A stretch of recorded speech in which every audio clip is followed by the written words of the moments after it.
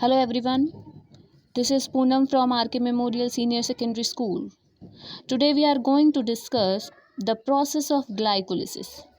Glycolysis, which takes place during the aerobic and anaerobic respiration. Glycolysis, what is the meaning of this word? This word glyco means glucose and lysis means breakdown. So the breakdown of glucose inside the cytoplasm is called glycolysis. This glycolysis takes place during aerobic as well as anaerobic respiration. So let us discuss the process. Glucose, which is a 6 carbon compound, that means C6H12O6. This is the formula of glucose. Now what happens in the cytoplasm? This glucose means this 6 carbon compound, it will break down into 3 carbon compound, that is the pyruvate. 3 carbon compound, it contains 3 carbons. Now this pyruvate can be divided by 3 methods.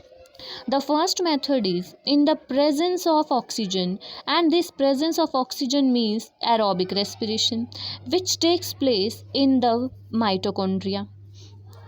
In the mitochondria, during aerobic respiration, this pyruvate will convert into carbon dioxide, water plus 38 molecules of ATP as well as 686 kilocalorie of energy. Now the second part is in the absence of oxygen. These two parts are the anaerobic respiration. During this anaerobic respiration takes place in the absence of oxygen as well as in the lack of oxygen. In the absence of oxygen, what happens in case of the yeast cells? In the absence of oxygen, this pyruvate will convert into alcohol plus carbon dioxide as well as energy. You can remember this alcohol, A for absence, A for alcohol. And which alcohol is formed during this process? That is ethanol. The formula of ethanol is C2H5OH. This is the ethanol.